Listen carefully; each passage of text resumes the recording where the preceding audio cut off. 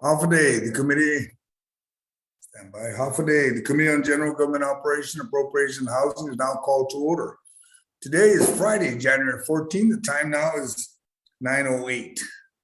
Welcome to everyone connected by Zoom and those tuning in via television or the YouTube channel. Thank you for your patience and for accommodating the Zoom platform while we maintain social distancing mandates. Public notice for this public hearing were disseminated via email to all senators and all main media broadcasting outlets on Monday, January 3rd, and change one on January 4th, and again on January 11th. Again, this agenda, quite a few bills today, but we will begin this morning with bill number 202-36 COR, introduced by Senator Mary Camacho Torres, co-sponsor Vice Speaker Tina Rose Muña Barnes, Senator Jose Pedo Terlaje, myself, Senator Chris Dueñas, Senator Tony Anna, Senator Frank Blas Jr. An act to amend section 26203.2 of Guam, chapter 26, title 11, Guam Code Annotated, relative to increasing the gross threshold for limited exemption on business privilege taxes for certain small businesses. The rules of conduct during this Zoom meeting is hosted by my staff and will mute all Zoom participants until called upon by myself. Members of the committee and non-committee members will be allowed to pose questions to any of the individuals that have testified. Individuals testifying shall first be recognized by myself before speaking and begin by stating their name for record-keeping purposes when called to speak. Please ensure that you are unmuted. Questions and testimony shall be confined to the substance or nature of the agenda. Personal inference as to the character or the motive of any senator or any individual testifying is not permitted. Any violation of this general rule of conduct will result in removal from the virtual public hearing. Please ensure that your video remains on throughout the hearing. Participants must be visible at all times and not engage in any activity during the hearing. Failure to maintain visibility may cause your removal from the meeting live stream. But folks, if you're having a drink of coffee, tea, or whatever your preference are, please continue to do so. If you're having a snack, I won't have any objection to that. I also like to thank my colleagues for attending this morning hearing. We have Madam Speaker Teresa Terlaje, we have Senator Tony Ada, the author of the bill, Senator Mary Camacho Torres, Senator Joanne Brown, Senator Untitled, and we have Senator Jim Moylan. I would ask Senator Mary Torres Senator Torres to please provide her opening statement. Ma'am? Go ahead and unmute, please. Thank you. Thank you, Mr. Chairman. Good morning, everybody, and Happy New Year. Bill number 206-36 COR is an act to amend section 26203-2 of chapter 26, title 11, Guam Code Annotated, relative to increasing the gross threshold for limited exemptions on the business privilege taxes for certain small businesses. Put differently, this bill would allow our businesses to keep more of their hard-earned money. According to a report published by the Guam Recovery Research Project, 1 in 4 of our local businesses faced closure at the height of this pandemic, leaving the backbone of our economy at risk of breaking. Thanks to Public Law 36-27, which was an effort spearheaded by you, Mr. Chair, businesses in Guam are currently eligible for a BPT reduction on the first $250,000 of their gross receipts, provided their gross annual income is between $50,000 and $500,000 during the most recent tax year. Bill 206 builds upon this bipartisan work by permanently expanding that reduced BPT rate up to $500,000 of the business's gross receipts. This figure is based on data provided by the Department of Revenue and Taxation, which indicated that approximately 90% of Guam's 15,000 BPT filers report less than $500,000 in annual revenue and are eligible for this exemption. Under the bill's fiscal note, DRT believes that any anticipated revenue loss may be offset on a residual basis through the payment of income taxes on net operating profits once the economy rebounds from the COVID-19 pandemic.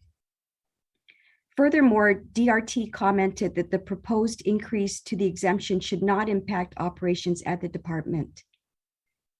I also want to note for the record that since this note was published, BPT collections are above adopted levels per our most recent consolidated expenditure revenue report. Therefore, the note's concerns regarding a shortfall due to additional exemptions from BPT remittances no longer applies. Finally, Mr. Chair, while Bill 202 provides greater relief for the smallest of our small business community, we still need a forward-thinking approach to rolling back the BPT for all businesses. That is why one of the first measures I introduced this term, Bill 22-36, would provide a phased-in reduction to the business privilege tax while building a reserve for desperately needed unemployment compensation fund in Guam. And though that measure has yet to be heard, I hope to continue working with your committee, Mr. Chair, to improve the financial security of our existing businesses, as you have so consistently fought for throughout this pandemic. In closing, I just want to say that small businesses are the cornerstone of our community, as we all will agree, yet they remain the hardest hit by COVID-19. With so much uncertainty in the months ahead, Bill 202 sends a clear message that this government is committed to supporting our businesses through this storm. Thank you, Mr. Chair.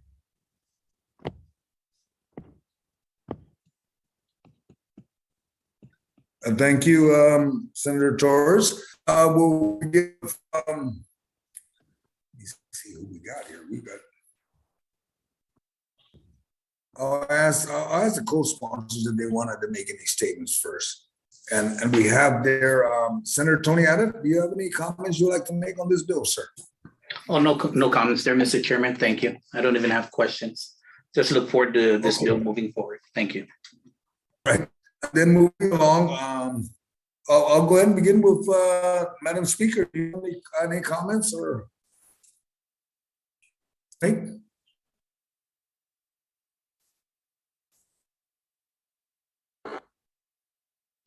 Thank you, Mr. Chair. I just wanted to ask someone, I was hoping that BBMR or DOA would be here for clarification, or Revenue and Taxation. Neither one of them is here. There's a fiscal note for Bill 177 that is a little different than this one. So the fiscal note for this Bill 202 talks about August 2021 CRER. And of course, we know we've already received the November 22 CRER or FY22 CRER, but November 2021 CRER for FY 2022. And I guess I just wanted them to reconcile us up to date with this, because when they cited the August 2021 CRER, they said that the BPT collections have experienced an approximate 13.8 million collection shortfall below adopted levels, and that they are unable to determine an approximate financial impact at this time. Additional exemptions from BPT remittances will exacerbate the shortfall noted above for the FY21 and prospectively. The November, so now I'm looking at the November 2021 CRER, which is for fiscal year 2022. And it talks about, I think it's citing a $6.9 million like excess. Is that correct? Is that how you read that, Mr. Chair? That if we use that alone, it's enough to cover, I mean, that we've already collected 6.9 million in excess of what we projected for FY22 in BPT. And that's correct, Madam Chair, Madam Speaker. And the unfortunate is that when they cited the August at the end of the year, then they identified there was a surplus. So I guess their statement is offset now. Yes, you know, it's becoming a problem. I think that these agencies do not show up to our public hearings. And then when we have to go through all of this during the committee of the whole, it really takes a lot of the session time. And I would ask your committee to please try to get these people here, even if we have to subpoena them. If the fiscal the bills have fiscal impact, and if the fiscal team is not going to appear at our public hearings, I believe that's becoming a problem, Mr. Chair. But anyways, if the 6.9, if we're now collecting 6.9 BPT in excess of what we appropriated for FY22, then it's hopefully that's enough to cover, right? However, if the impact is 3.5 million, like is stated in another fiscal note, but not in this one, and that's why we're having these issues, that these things are not matching up. But however, I just want to also, I was hoping they would be here because I think we need to have on the record their interpretation of whether reducing BPT revenue is going to impact or be a violation of the ARP funding, which says that we cannot, it says funds may not be used for states and territories to directly or indirectly offset a reduction in net tax revenue resulting from a change in law. So I know that, in one of the bills, we're trying to identify how we're going to offset this revenue so that we're not implying that we might be using ARP, but I'm not sure about that because I know then we discussed reducing taxes in another way. We were very concerned about any reduction in taxes anywhere resulting in questions on our ARP funding. And I would like the administration to weigh in on that, Mr. Chair. If you don't have that in writing, I don't see it in the files. Thank you. But otherwise, I support the businesses and I understand that we are trying to, come up with any additional ways, in addition to the millions of dollars that have been handed out to businesses from federal grants, local grants, that we are still trying to find ways to assist these businesses to make it through this tough time. This bill proposes a permanent reduction in BPT for those businesses making up to $500,000. So I have no objection to that, Mr. Chair. Thank you, Madam Speaker. Moving along, Senator Brown, do you have any comments? Sorry, Mr. Chair, do you have anything in the record that has that kind of a statement from the administration regarding ARP impact?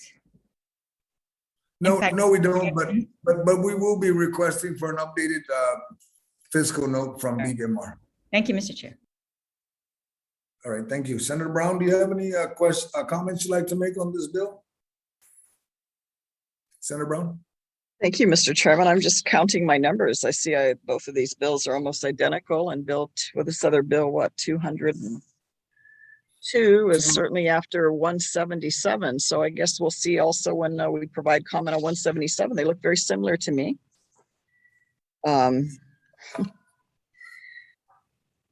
I certainly don't have any objection to helping support our businesses, including our small businesses during this challenging time. But yeah, I just had hoped you would do. I don't know if what one bill was received by your committee earlier than the other, but I would normally think we'd do them in the proper order of introduction. In all fairness, I hate to see this continued political play with regards to bills being introduced and entertained by this body.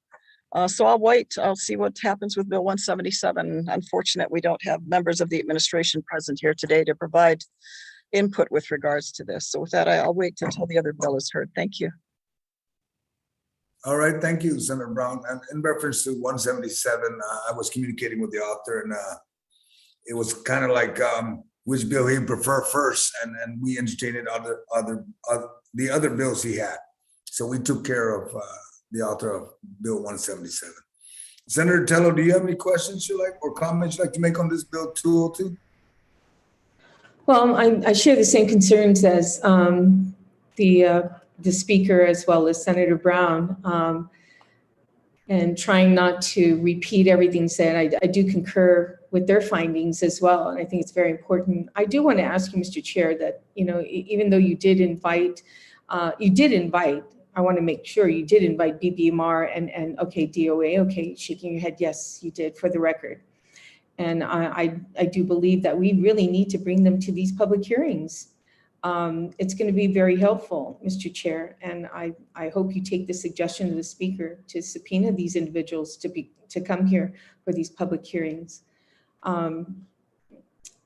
Also, I'm looking at the CRER report. The latest one, I guess, at the ending month of November, Mr. Chair. And, even though they're showing, additional revenue in this month, certain months show more, or even an increase, what makes it look like an increase, it takes care of some of the months that have a shortfall. But Mr. Chair, we all have to be conscious about the special funds. Right now, in November, the special funds is short $2.7 million in our special funds account right now at this point. So, I do support the businesses. I voted for your bill, Mr. Chair, that, increased it to 250. It was brought to our attention by, I think, the governor saying something about, supporting any kind of additional assistance to the small businesses. We could do our part, but we also have to be very cautious that as we move forward, any other legislation, and as we prepare for the budget, that we have to incorporate this shortfall that will happen. And please, Mr. Chair, we have to keep an eye on the special funds because it did show substantially a lower in projections, or even actually in reality, we had a major shortfall there in those perspectives. So I thank you again, Mr. Chair. And I share the sentiments of the previous speaker with regards to,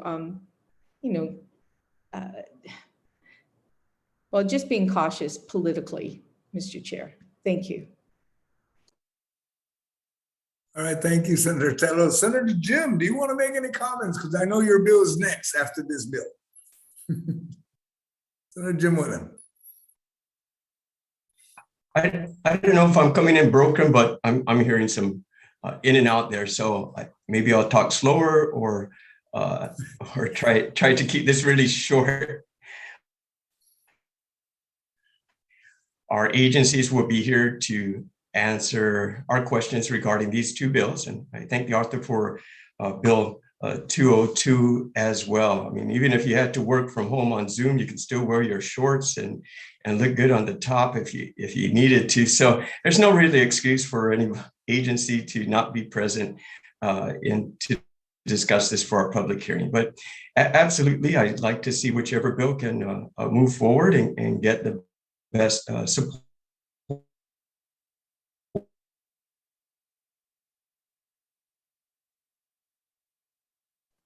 Yeah, Senator Moylan, I think you came in broken up. Are you?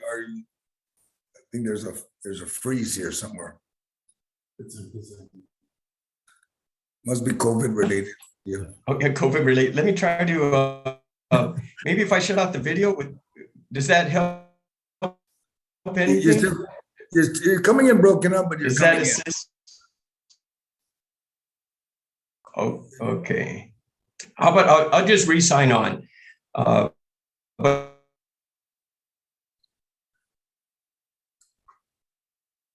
Okay, you froze up again, Jim. But Jim, Senator Jim, if anything, I've heard you.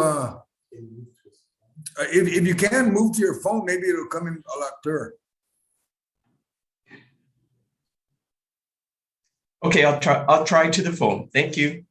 Yes, because your bill is coming up next, right after we wrap this one up. Okay, appreciate it. Right. Thank you, Mr. Chair. All right, thank you.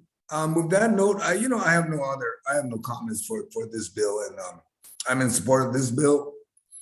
And yes, I do agree that we need to update the fiscal note and on both bills. We need to get things more updated, and I will be requesting that the revenue and tax and BBM are 10. And then if they continue to hesitate, then we will exercise our subpoena powers. That's the easy way out. But that's easy for me. Senator Torres, would you have any closing? Would you like to provide? I just want to thank the co-sponsors of this measure, and I hope that we can move forward also with, what is the beginning of a reduction in BPT and relief for our businesses on Guam as they continue to recover from this pandemic and all the adverse effects that it has had on the economy and on their businesses. So I think with all those good intents, I just thank everybody for their support so far and look forward to continued support on Bill 202-36 on behalf of our business community and our economy on Guam. Thank you, Mr. Chair. Thank you, Senator Torres. As the closing statement has been made, there are no additional individuals to testify on the bill. The committee will continue to receive testimonies. Please submit your testimony to the mailroom of the Guam Legislature through email at senatorjoesnalmsing@gmail.com. I'd like to also mention that if time permits and our session is not too full and the bill is ready, we'll provide it a core and we'll see from there where we're going. Again, I want to thank everyone for attending this virtual public hearing and for providing feedback and suggestions. The public hearing is now adjourned for Bill 202-36. The time now is 9:29. Thank you, folks. And we will just take a quick pause and then we will move to the next bill. Thank you, Bill 177.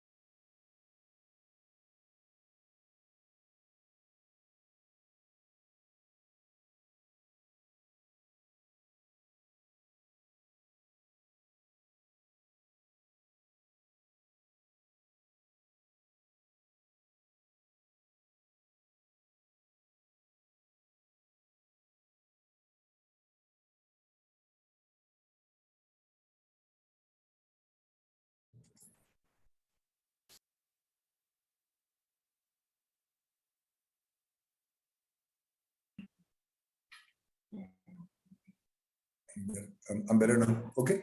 AV, can you hear me now? You're online. He's still frozen. Senator, you're currently live.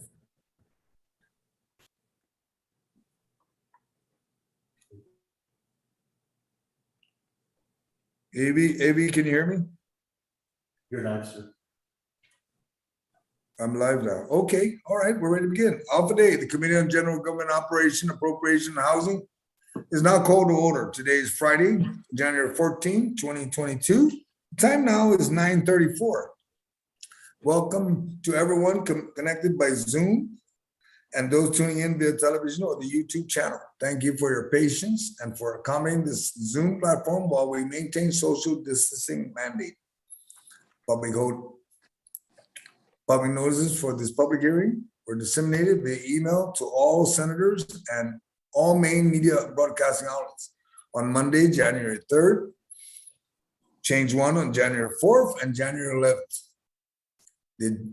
The agenda for this hearing is on Bill 177-36 LS, introduced by Senator James Moylan, co-sponsored by Senator Frank Blas, Senator Tony Ada, and Senator Chris Dueñas. An act to add section 26203.3 to Guam Chapter 26, Title 11, Guam Code Annotated, relative to creating a temporary limited exemption or business privilege taxes for certain small business by increasing the gross threshold or exemption from $250,000 to $500,000. The rules of conduct for this Zoom meeting. The Zoom meeting is hosted by my staff and mute all Zoom participants until called upon. Members of the committee and non-committee members will be allowed to pose a question to an individual testifying. Individuals testifying shall first be recognized by myself before speaking and begin by stating their name for record-keeping purposes when called to speak. Please ensure that you are unmuted. Question and testimony shall be confined to the substance or nature of the agenda. Personal inference as to the character or the motive of any senator or any individual testifying is not permitted. Any violation of this general rule or conduct will result in removal from the virtual public hearing. Please ensure that your video remains on throughout the hearing. Participants must be visible at all times and not engage in any other activity during the hearing. Failure to maintain visibility may cause your removal from the meeting live stream. But if you're having a drink, like I mentioned earlier in the other bills, I'll continue mentioning it in all bills. If you're having a drink or having a snack, there'll be no objection to that. I'd like to acknowledge my colleagues that have joined us today, and we have, again, Madam, we have the author of the bill, Senator Moylan. We have Speaker Terlaje, Senator Joanne Brown, Senator Mary Camacho Torres, and Senator Terlaje, and co-sponsor of the bill, Senator Tony Ada. And we also have, I think this has got on board, Senator Delina Nelson. Ma'am, thank you. I'd like to ask Senator Jim Moylan to give his opening statement on his bill 177, sir. Yeah, I've unmute first, Jim. All right, there. Thank you, Mr. Chairman. Good morning, colleagues.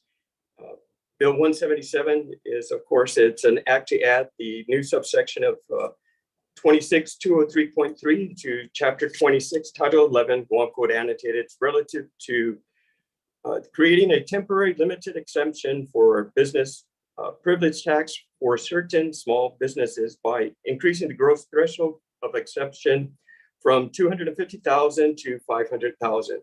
Also, I'd like to thank my co-sponsors, Senator Frank Blas Jr., Senator Tony Ada, and Senator Chris Dueñas. Of course, many of my colleagues understand we were working on this since the 35th Guam legislature, and we were to move something forward in the most recent one through your bill there, Mr. Chairman. We also attempted at that time to increase it to 500,000, but now, especially with additional studies coming out and the coronavirus here, we definitely need to help our small business even much more today. So recently, when putting together this bill, we also were able to come across a University of Guam study that promoted supporting the small businesses in both the private business and through the tourist business as well. Some interesting facts that came out from our University of Guam is that 89% of the Guam businesses have less than 20 employees, less than 20 employees, 89%. That's a great deal of small businesses that are really, not at that level and hopefully can grow. And of that, 95% of the tourist-related businesses have less than 20 employees as well. And this is from a 2020 study from the University of Guam. And 48% of these small businesses, they had to temporarily furlough most of their employees or even reduce their hours. 36% of these businesses had to even lay off their employees, and 12%, just a small percentage, were able to pay their employees through this situation with the pandemic. So we can really see that most of our small businesses do have great challenges. And the challenges that they really face are paying for their rent, paying their vendors, and of course, their bank loans as well. It's understood that federal programs were available and also local programs, the PPP, the Economic Injury Disaster Loan, and some small business pandemic grants. But, not all businesses qualified for that. In addition to the study from the University of Guam, we also had a report from the Department of Revenue and Taxation Director. And it was pointed out that 90% of Guam businesses benefit from the Dave Santos Act. So it's very helpful. And we can see this is for small businesses, and the situation is they need more help. Now, recently, in the past bill there of 7436, it made it permanent for this temporary incentive of the Dave Santos, but now we wish to increase that amount. We understand that currently it's 50,000 to 500,000. With the Dave Santos, you pay 3% on the first $250,000 annual income if you're within that category.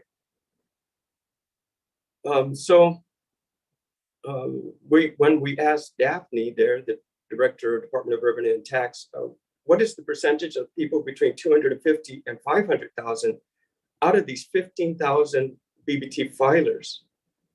And the number that they estimated was 750 small businesses we could assist by increasing the Dave Santos Amendment from 250 to 500,000. This would have an impact on the general fund of about 3.75 or just below $4 million.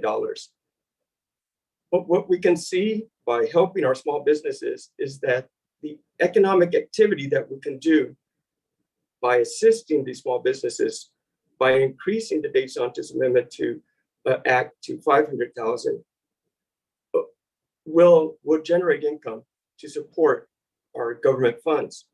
So this bill, 177, has the intent of an initial incentive plan for 4 years, but we're open for any other ideas that if we wish to increase it as well. This bill again supports the University of Guam's recommendation and identifies the need to help our small businesses, especially as indicated by Department of Revenue and Taxation. So the study again released last year made it very clear that it's not all businesses benefited from the federal relief program, and many were denied. And now while the savings outlined in Bill 17736 are minimal, for many small companies, it could help with payroll, and then could help with keeping the lights on in their offices. So remember, this measure is not about large companies, but it's about the little guy. It's about the small coffee shops. It's about real estate agents, about bookkeepers and other small entities that surround us today. So, Mr. Chair, I appreciate the opportunity for the opening remarks. I look forward to comments, and I look forward to having the bill move forward for the session floor. Thank you very much, Mr. Chairman. Thank you, Senator Moylan. And for one of the co-sponsors, Senator Ada, do you have any questions or comments you'd like to make? Or comments, actually, because there's nobody else here to testify. Any No comments? question, Mr. Chair. I just like to see one bill is temporary, one bill is permanent. So, let's get both bills moving forward, and hopefully we can do something to continue to assist our small businesses. Thank you. Thank you very much. Moving along, we have Madam Speaker. Would you like to make any comments? I know you're probably going to echo the same comments from the last bill, but not a problem. Yes, I'd like to. Thank you, Mr. Chair, and I'd like the record to reflect I support efforts for the small businesses, and if, but I do think that our role as a legislature is to make sure that when we pass policy, that we are basing it on the best information available to us. And I've got a huge question about information that is available to us right now. It looks like one thing we know for sure is that the current law that exempts 90% of businesses on Guam from gross receipts tax or business privilege taxes on the first $250,000, that's affecting 90% of businesses. And so this bill would exempt up to, instead of 250,000, 500,000 of income during one tax year. But the impacts of this bill are just unclear. And as we pointed out in the last, we would like to have some assurance that increasing this exemption from business privilege tax is not going to be contrary to our agreement with the federal government for use of ARP funds. And so Congress specified that funds may not be used for states and territories to directly or indirectly offset a reduction in net tax revenue resulting from a change in law, regulation, or administrative interpretation. And so my concern is that we have agencies that we have not fully funded because they said they were going to rely on ARP funds. And I want to know for sure whether, reducing the BPT revenue is going to prevent these agencies from receiving their ARP funds, or from us or the governor using ARP funds to offset the shortfalls to these agencies that are very clear. Those are on the record, Mr.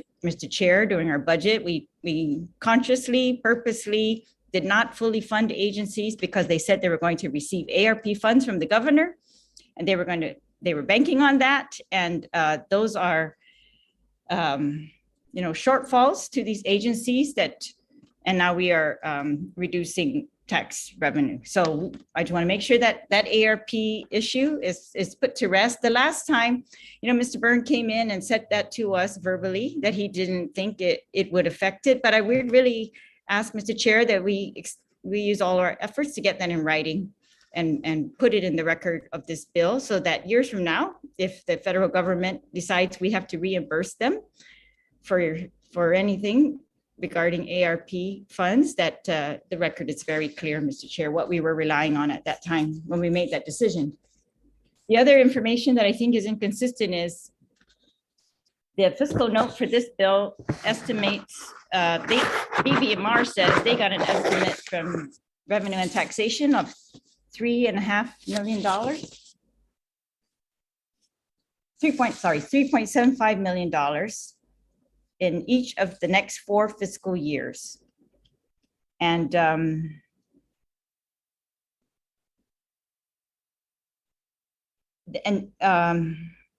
it says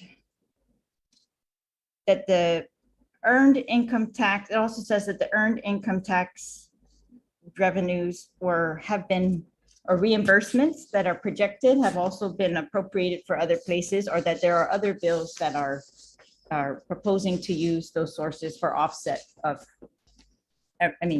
to use the EITC reimbursements, sorry. But so this is the fiscal note on Bill 177 says an estimate of 3.75 million reduction in BPT if we pass this bill. The fiscal note on an almost identical bill, Bill 202, which we just had a hearing on, does not give any fiscal impact. It doesn't give an amount of a fiscal impact, and it says it's unknown. And it says that collections, BPT collections for FY21 experienced an approximate $13.8 million collection shortfall below adopted levels. Absent specific information from DRT regarding businesses that collect 500,000 in gross income. The Bureau is unable to determine an approximate financial impact at this time. The Bureau notes that additional exemptions from BPT remittances will exacerbate the shortfall noted above for FY 21 and prospectively. And I think this bill was introduced after Bill 177. So Mr. Chair, forgive me, Speaker, for interrupting. You seem to be covering your mic with something, and it keeps on hitting your mic, so you're coming in broken. We're not able to hear you clearly. And you're making very good points, so I think it's good for the public too. Okay, so yeah, it's just that the bill introduced earlier says 3.75 impact to BPT. We don't know the impact of this reduction on our use of ARP funds, but a bill introduced subsequent to that, almost identical, except making it permanent, says that will exacerbate the shortfall noted above for FY 21 and prospectively. And so, and then I want to note that there was another bill back that was passed in prior term, or Bill 323-35, and then it was subsequently repealed. And so the intent in the current bill that we're looking at, 177, talks about this, how it was repealed. But that also had a fiscal note, a very similar provision. And the fiscal impact at that time was estimated to be 6.6 million from increasing the BPT exemption from 250, the first 250,000 to the first 500,000. And so, you know, we can speculate whether our CRER for current is showing enough to cover these shortfalls, for example, or these loss in revenue, the 6.6 million or the 3.5 million. But I do think, Mr. Chair, that it is really unprecedented that the legislature is going to continue to be forced to make decisions to change policy based on this kind of floating information, you know, the real basis on it. We really should be able to get a firm impact estimate. And, you know, if we are short 6.6 million in BPT after we've already appropriated all of the anticipated BPT in our FY22 budget, then, you know, how does that impact our agencies? And if we affect the ability of the governor to use ARP on shortfalls for these agencies, you know, that's even a bigger issue. So I think it's important that these issues be stated, hopefully in writing, and because it's not just for us, we're going to be making a decision on this, and we need the information. However, you know, it's also because they're going to look at us later. If the federal government comes back and asks us for ARP reimbursement for any reason, they're going to look at all of us and say, you know, who made that problem? Who made that mistake? And we're acting based on verbal statements from different people. And I think we really need to have this kind of information put in writing so that, you know, we as a legislature can do our role. But we need these agencies to do their job, Mr. Chair, and that is to provide the information, to share that information, to put it in writing like the law demands that they put these estimates, these impact analysis in writing. Thank you, Mr. Chair.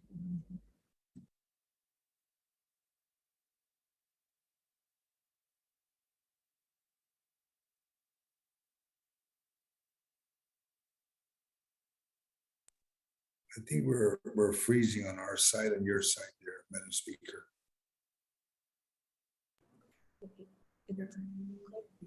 Good.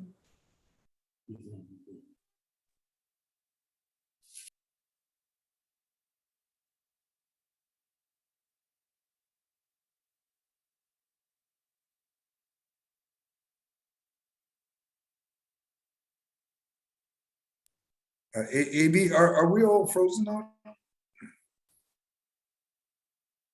No, Senator, that is just you. Just me. Your Oh, wow. your internet is lagging.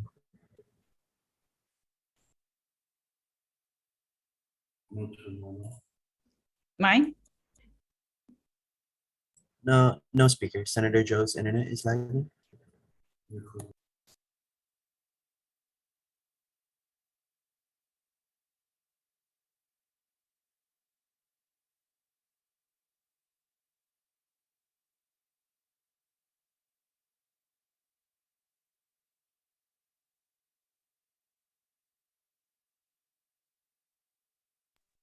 How's that now, AB? How are we now? Are we better?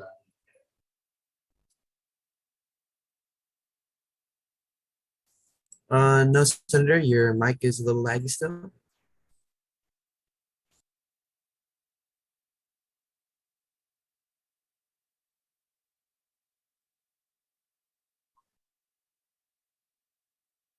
The mic is low right now?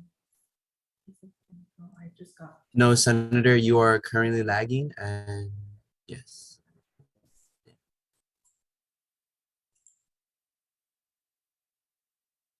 Your connection, Senator, might be unstable.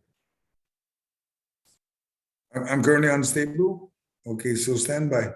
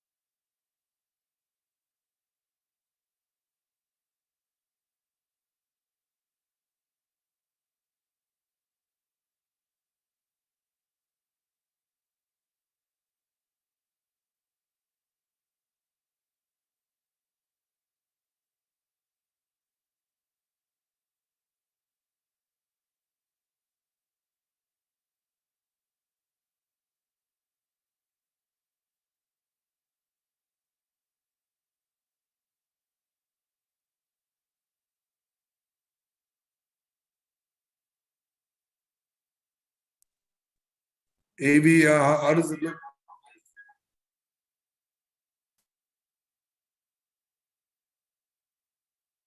Senator, could you repeat that so I can test it again? Okay, can you check if I'm better now? Yeah, you're a little better now, Senator. Okay, we'll just continue on with Madam Speaker. On my side, you look frozen, but you may be okay.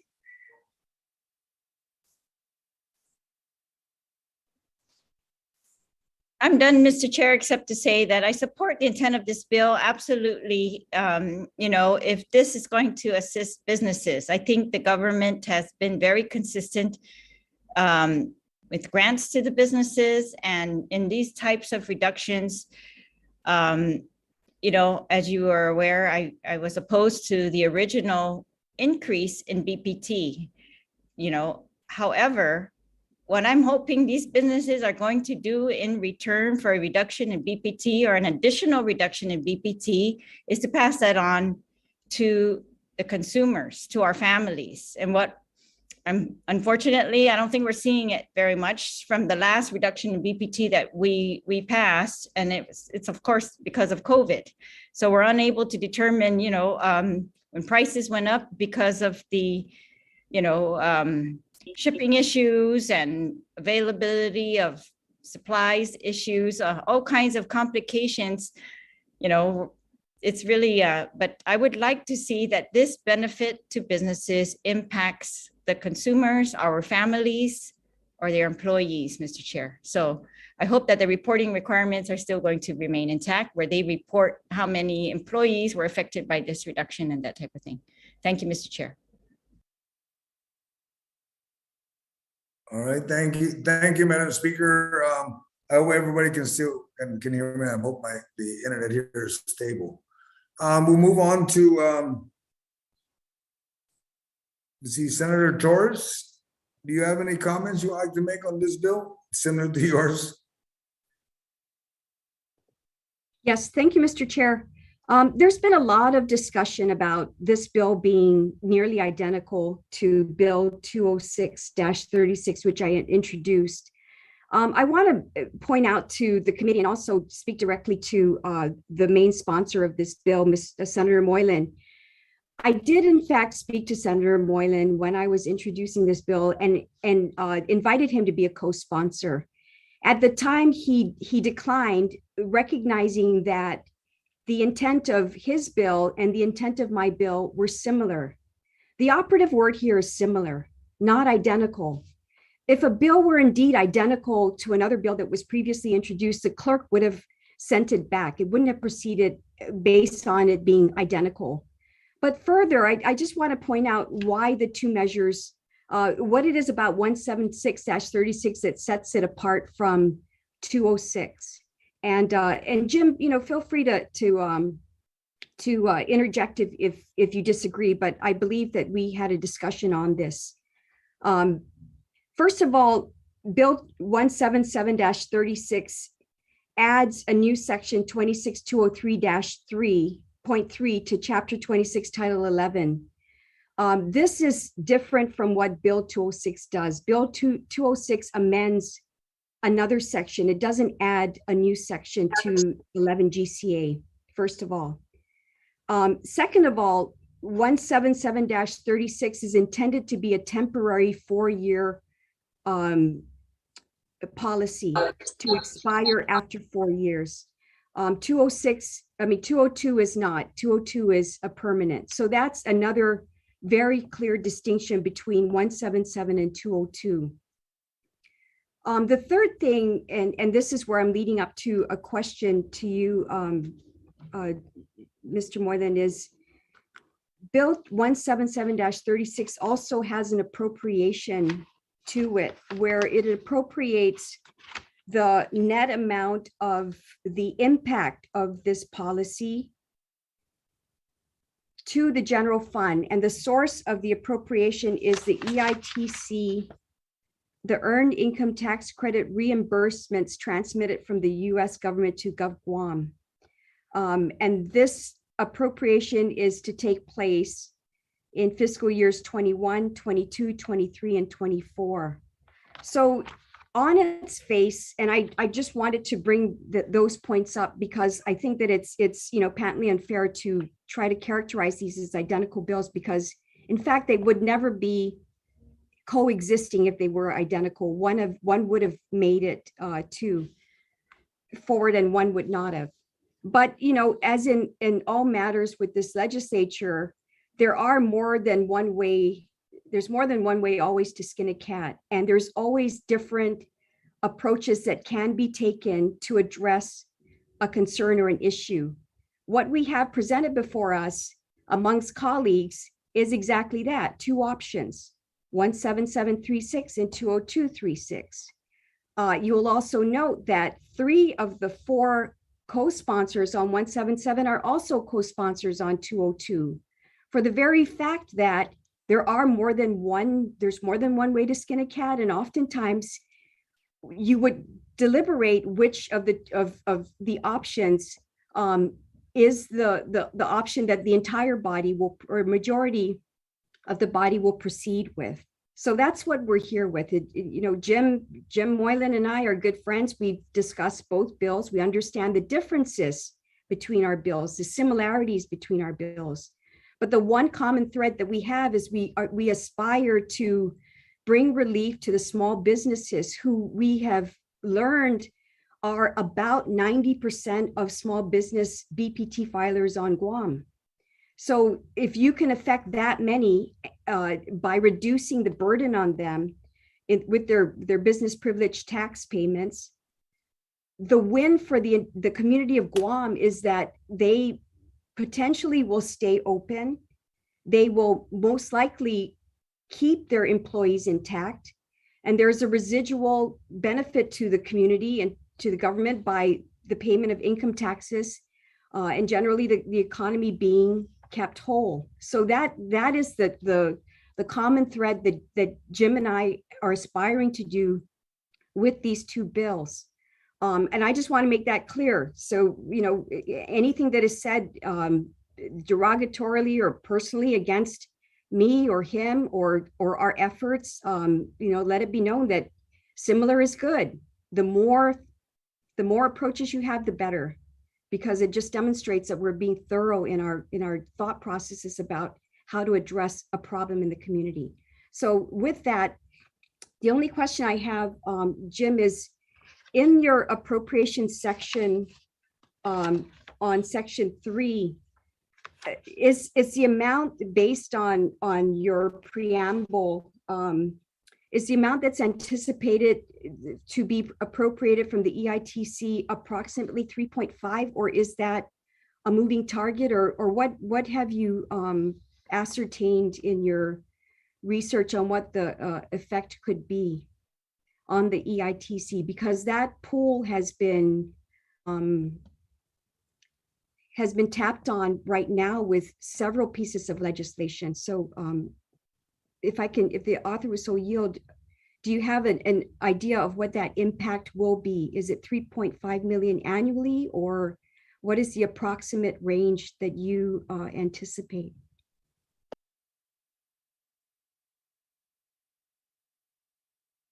Senator Moylan, if you choose to, you can speak on that. You can answer that if you're available to.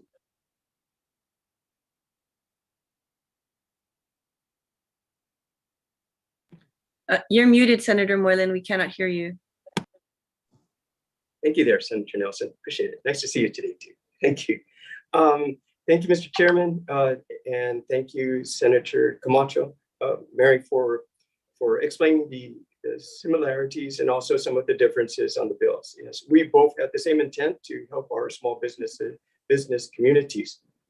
And of course, my bill was drafted prior to many of these changes identified in with the EITC credits there and the expenditures coming about.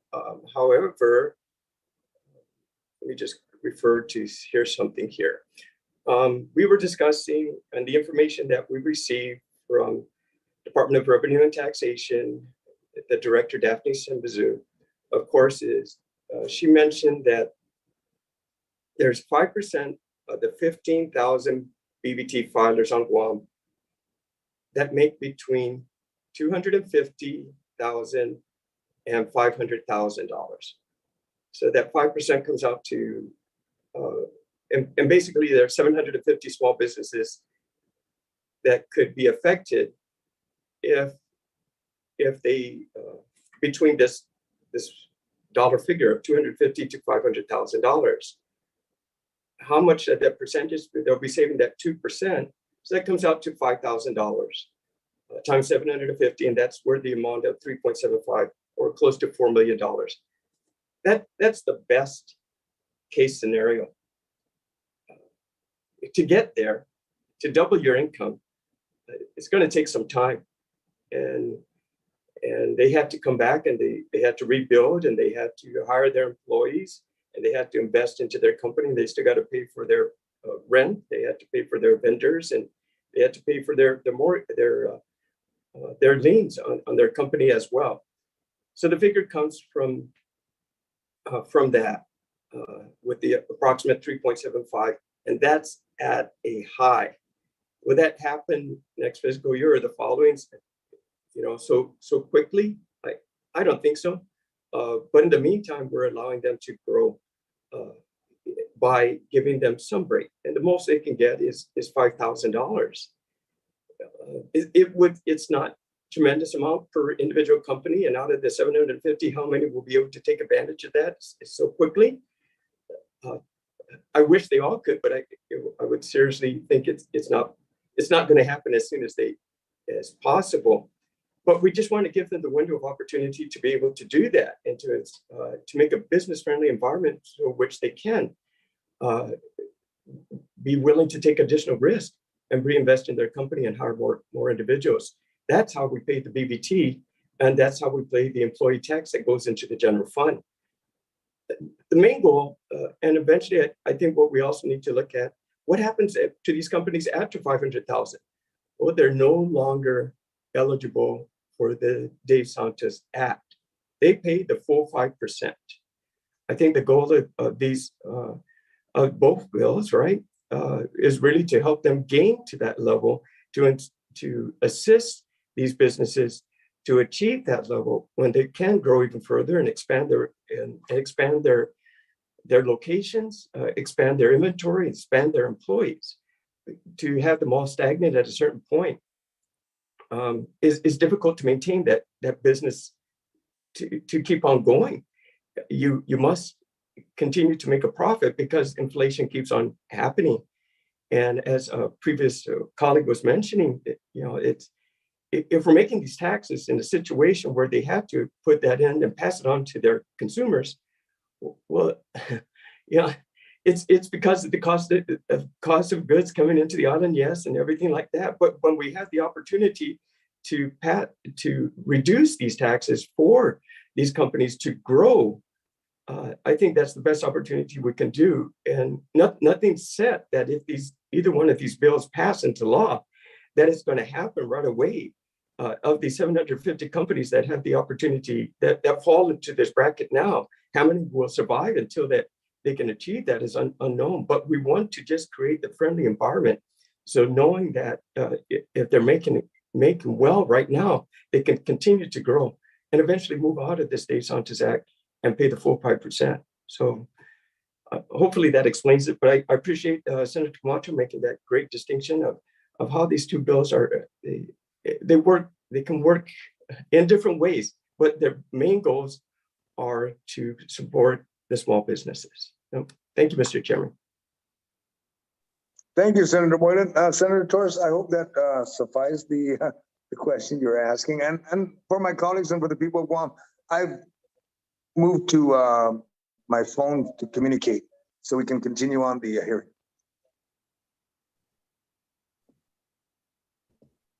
Yes, thank you, Mr. Chair. That does answer my question. I think what ultimately, when we get an updated fiscal note, that'll give everybody a clearer picture of what the impact of this limited exemption to the BPT for small businesses will have if the threshold is moved from $250,000 to $500,000. But I think what Senator Moylan pointed out very clearly is the idea here, the basic idea here is that we have to create an environment that allows for our small businesses, which really is one of the bedrocks of our economy, aside from the military and tourism.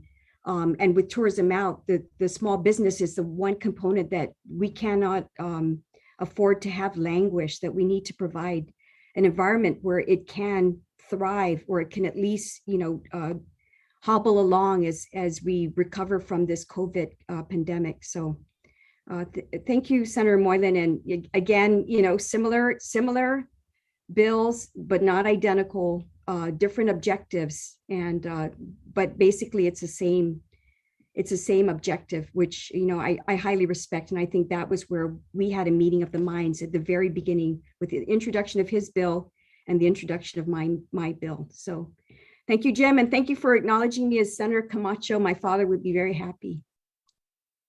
I appreciate that. Thank you. Thank you, Senator Torres. I appreciate that. And so I'm sure our Camachos are related as well. Thank you very much. Thank you, Mr. Chairman. All right. Thank you, Senator Torres and Senator Moylan. Senator Brown, do you have any comments you'd like to make on this bill?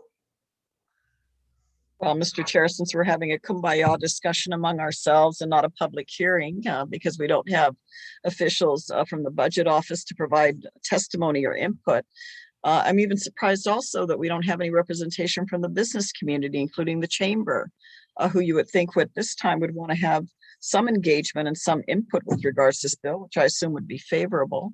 But since we're having an open discussion among ourselves, I also want to relay to our colleagues while we're also wanting to cut costs, and I don't argue with that, because I think all of us, including our consumers and our community, are seeing quite significantly in recent months the increase of cost for just basic groceries. Just going to the grocery store, you're not buying any more than you normally would for your family, but goodness, the prices are not just going up by a few cents here or there, they're going up by dollars. And so certainly we're seeing that impact in the community. I think it also would be helpful with our government, and that's something we should further discuss as we put these decreases in place. It may be a point of survival for some of these smaller companies that are trying to stay in business. We may or may not see a decrease with regards to the cost to our consumers because of the impact that this global pandemic has had. But it would be good also to know that when we do put these increases, if there are further analysis being done in the government, to also determine whether or not those costs and savings are being transferred to the consumers, and what really is the status of these issues within our community. And while our colleagues are pointing out and complimenting each other, nice to know that they're doing that. But at the end of the day, it really does do with increasing the amounts that credit is going to be given. From the lower amount to $500,000. So whether it's 4 years or indefinitely or whatever the case may be, that is the main crux of this particular bill. So I'd be curious to see which bill actually passes, or do we do both and provide them to the governor to pick and choose? And then I won't be surprised what bill gets passed and what bill gets vetoed. So I just want to relay that, and I hope in the future, Mr. Chair, because this is becoming kind of a normal thing. That we're not getting regular input from the administration on these issues, that you perhaps relay that message, that we would like to see them come down and provide public input, as they should within their respective positions, because there is financial impact. I mean, we're very quick to want to give these credits, but at the same time, some of our colleagues are also the ones that are very quick to want to appropriate left and right funds without any sense of responsibility of what the bigger impact is going to be to the most critical services that we need to provide in our government. So while we're decreasing revenue in one area, which I don't necessarily disagree with, we're also at the other end not addressing the bigger issue of how are we going to fund the critical services in our government, particularly when our honeymoon ends with regards to federal funding that we have coming in to sustain our economy. And I don't see an awful lot of work that we're doing to help address those bigger issues with the inevitable decline in revenue that's going to come into this government, certainly if we're going to be dependent upon our own economic ability here to generate revenue. So with that, Mr. Chairman, I don't have any further comment with regards to either one of these bills. Thank you. Thank you, Senator Brown. And for my colleagues, it is on the Google Drive. We did receive testimony from the Chamber of Commerce and from another individual, private individual. And it will be attached to the committee report. It's just, it came in. Well, I appreciate that, Mr. Chair. We were just informed there was no one to testify. So I appreciate you relaying that. But again, it would also be good for them to come on. I mean, there's no reason they can't come on, so that we can also ask and the public can have some greater insight on how the business community will address this of absorbing, this legislation, certainly should it pass. So we can have a greater sense. Is this going to be something that's simply going to sustain existing businesses?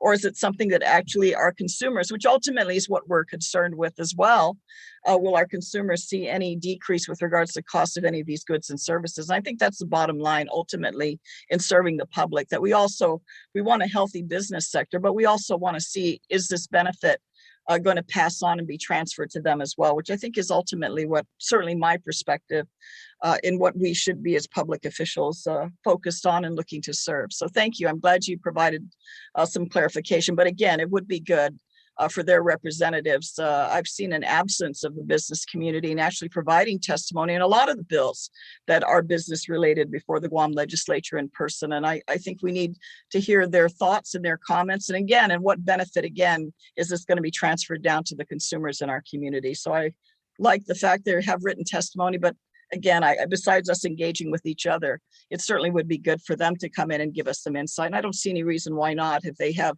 organizations where they actually have personnel that certainly should. And as in the past, I've seen many of them in the past come forth, and I don't see it as much these days.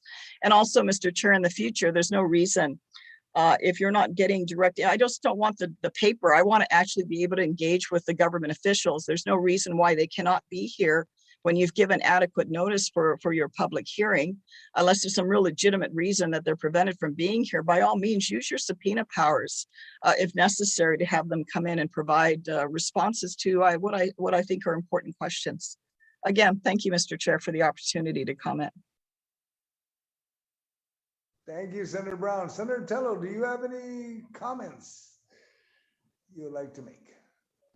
Well, thank you, Mr. Chair. And Mr. Chair, I just, for the record, I still maintain my same comments on Bill 202 as with this bill as well, Bill 177-36. However, I do have a concern and with the EITC funding, and I just want to read into the record the fiscal note that was provided, which I'm hoping that you do get an update version of this note by both Bill 202 and 177. that the final amount to be reimbursed from the EITC has yet to be determined, as well as the time frame in which the funds will be available to the government of Guam should the Internal Revenue Service and the U.S. Treasury avail EITC reimbursements via a trust account. Those funds would not be subject to legislative appropriations.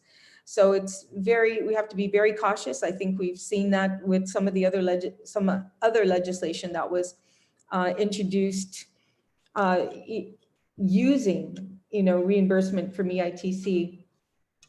So I think that's something that may not be, I don't think should be part of this legislation on Bill 177. But, Mr. Chair, I think the CARES Act, ARP funding, all this funding was used to assist businesses as well as individuals going through hardship during a pandemic. And, the anticipation of all that ending is already, happening. PUA has stopped. We're not going to receive any more CARES Act or ARP funding. And if anybody's anticipating the Build Back Better to bring some more revenue into this government, to provide that income in taxes to the government, that's something we need to reassess and step back, because Congress is still having a difficult time in passing the Build Back Better Act right now. And so technically, it's important that we are frugal and we're cautious on our spending. I do support any means, and as I did before when you introduced the measure to increase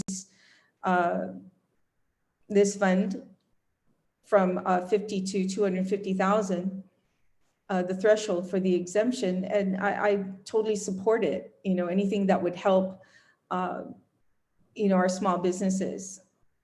But we really need to be conscious about, moving forward. And as we look into the budget coming up, it's going to be something we're going to have to anticipate. And once again, please be, we have to be conscious of the special funds account. That has never been, last year, it did not come in as anticipated. This year, we already experienced $2.7 million shortfall. And those funds basically, support important agencies and nonprofit organizations, the cancer care. And if we don't have that funding, we're going to have to reach into the general fund to try and support those areas. So that being said, Mr. Chair, I do agree with Senator Brown. I mean, we've got legislation that's almost duplicated, hence the war claims bill that was introduced, and then another war claims bill was introduced, that same day. I think we can work with each other, our colleagues, to, come together. If someone has introduced legislation, instead of, coming and stealing that idea or trying to come up with something, I think we should work together and come together and have one solid bill that we can all agree on.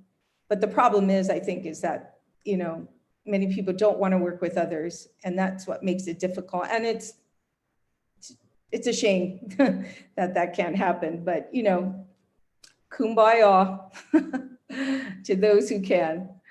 Okay, well, thank you, Mr. Chair. And again, look forward to the reports that have not been provided to us today. And that's it. Happy New Year. All right, thank you. Thank you, Senator Tello. Senator Talina Nelson, do you have any comments you'd like to make on Bill 177, ma'am? Thank you, Mr. Chair. I just want to say that I support Bill 177, the intent of it, and also 202. They are very similar in its movement forward. I would like to see the agency heads available for a dialogue to understand the impact of these bills. It's difficult to have a written testimony in front of you and you're not able to ask questions with that testimony.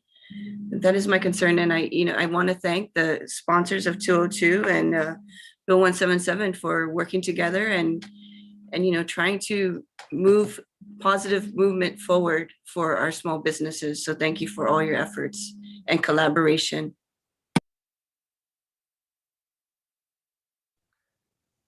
Thank you, Senator Nelson. With that, I now go to the sponsor of the bill, Senator Moylan, if you'd like to make your closing statement on your bill. Thank you, Mr. Chairman. Thank you, colleagues. Appreciate the discussion.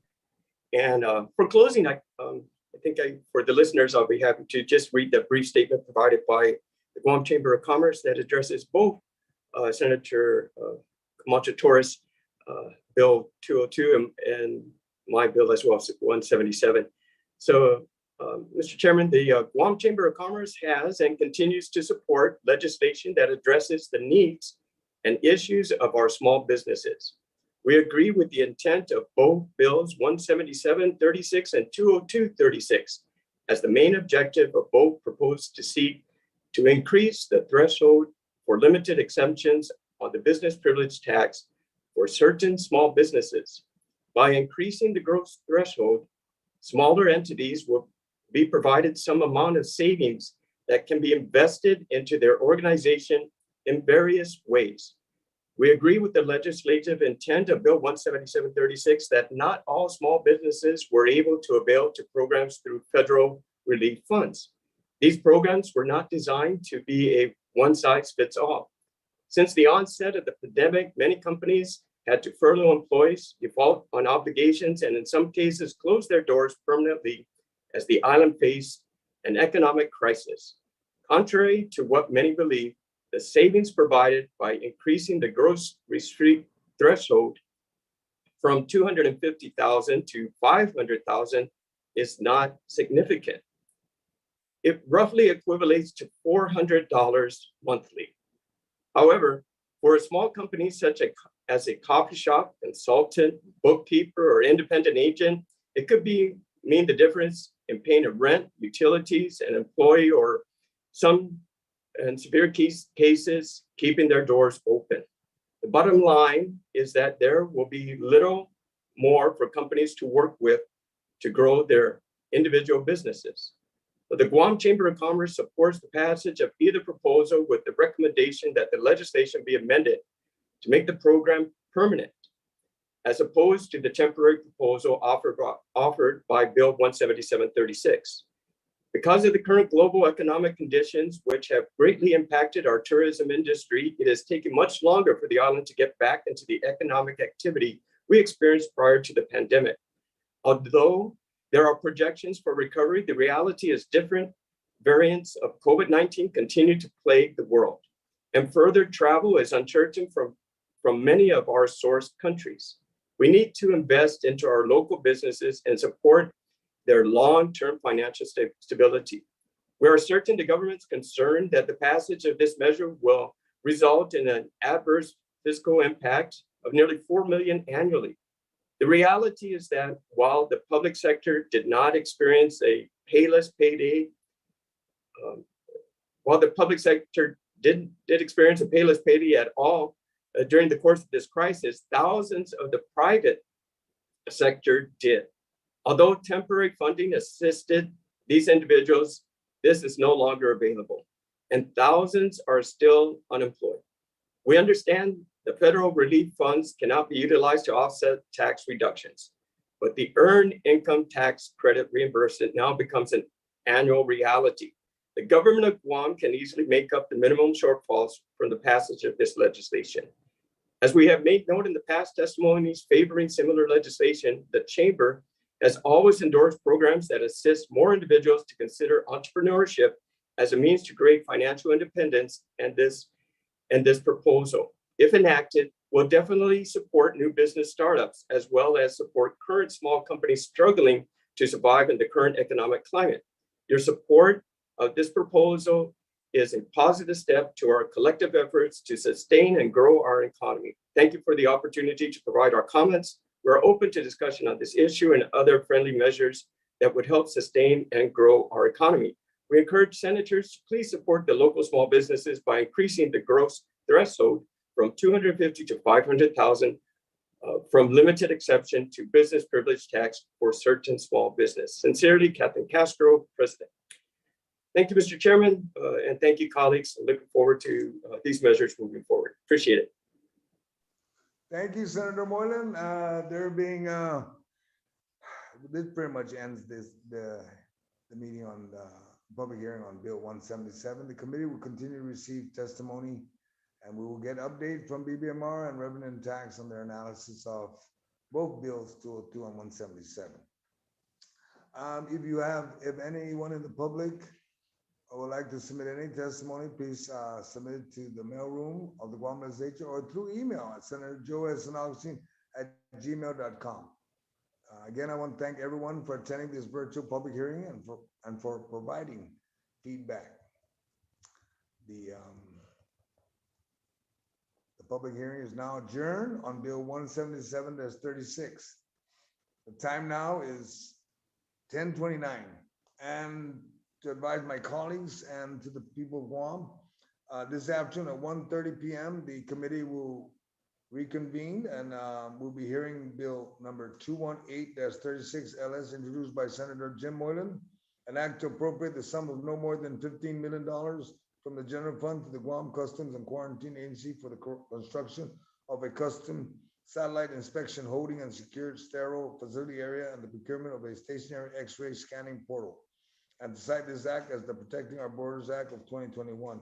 Also, and followed by Bill 223-36 COR introduced by Senator Chris Dueñas, co-sponsored by Senator Tony Adams and Senator Blas, an act to add new section 855 to Title 1 Guam Code Annotated to designating Route 3 as Ben Blaza Boulevard.